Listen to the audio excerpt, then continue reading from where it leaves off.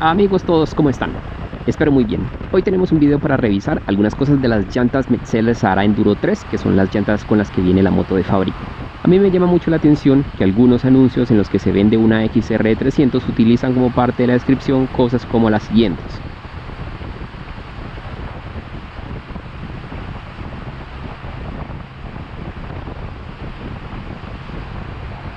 Cuando veo esas publicaciones me pregunto cómo hacen para calcular el porcentaje de la vida útil. Mi idea en este video es hablar de ciertas cosas de estas llantas, entre las cuales voy a empezar por cómo calcular objetivamente la vida útil de estas llantas.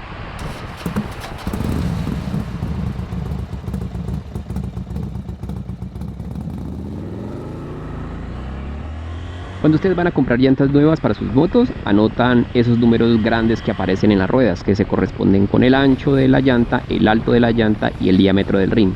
A propósito del ancho de la rueda trasera, he visto que algunos con frecuencia preguntan hasta qué ancho se le puede poner una llanta. Yo les recomiendo que coloquen hasta una 130, ya que una 140, si bien se ve mucho más fuerte, más agresiva, dependiendo del tache, queda muy ajustada. A algunos se les termina comiendo el guardabarro, a algunos se les termina pegando en la tijera y si no está muy bien alineada termina rozando la tijera.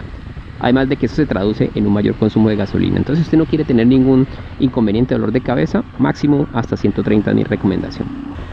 Bueno, pero no es de esos números que quiero hablar, sino de otros que son importantes para entender el problema de la vida útil y que están allí en la propia rueda.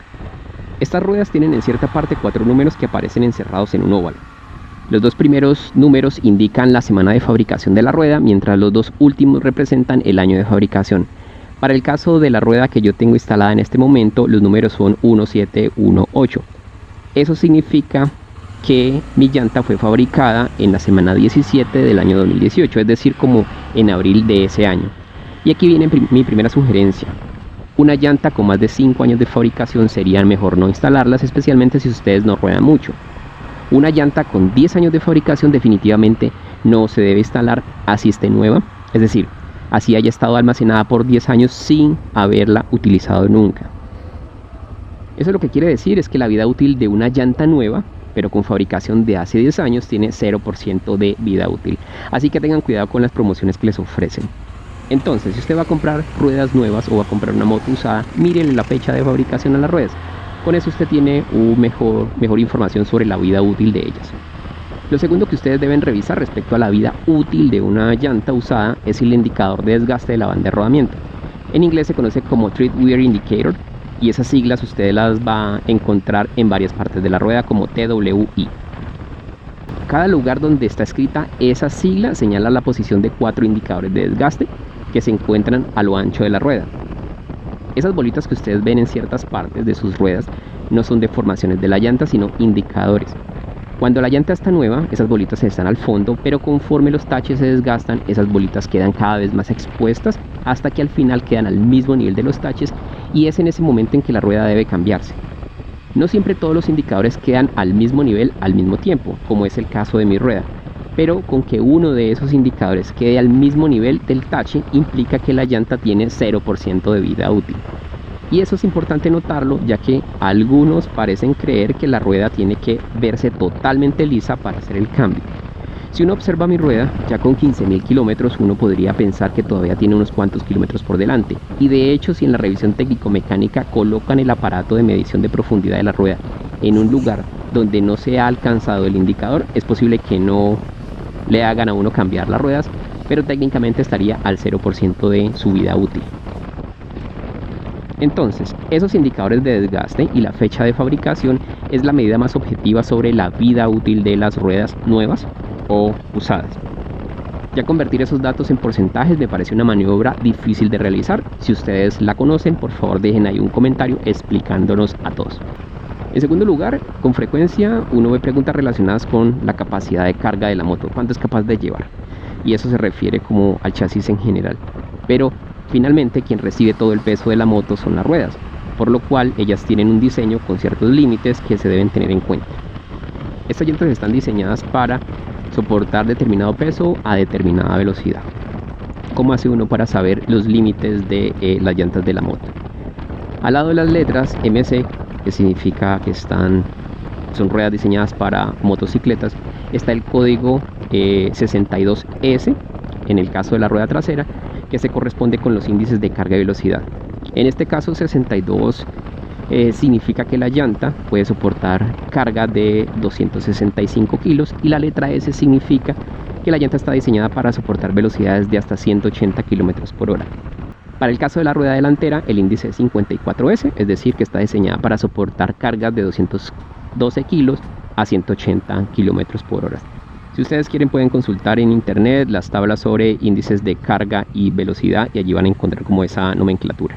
Para mí, esto quiere decir entonces que en sus límites de seguridad ambas ruedas son capaces de llevar un peso de 212 kilos a 180 kilómetros sin riesgo.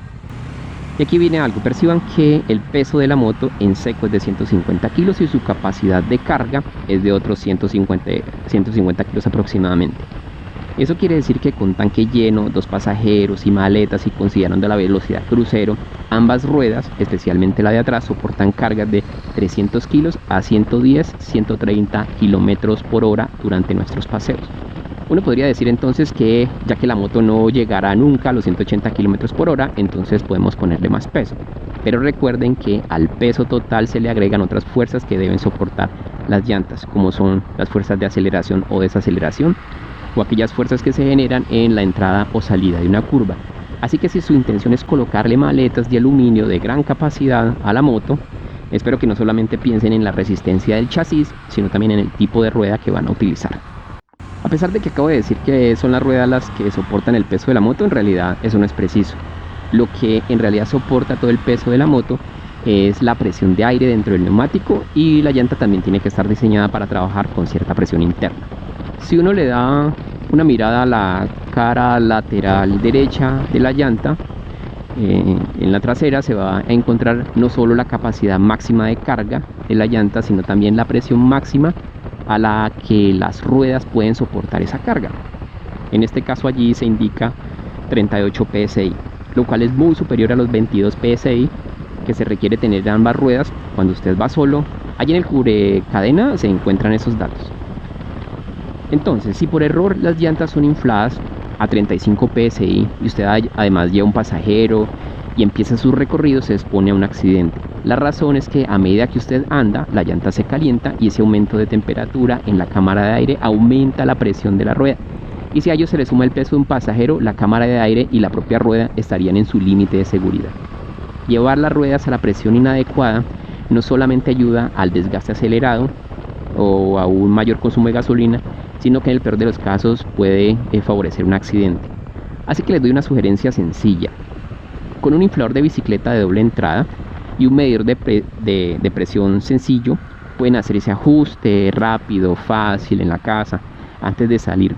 Incluso al ser liviano, uno los puede llevar en las rodadas, y en caso de pincharse o requerir un poco de aire, uno puede inflar las ruedas sin necesidad de tener un compresor y otros aparatos que además de caros ocupan espacio y peso innecesario. Entonces allí cero líos. Recuerden nuevamente que la presión se mide con los neumáticos fríos.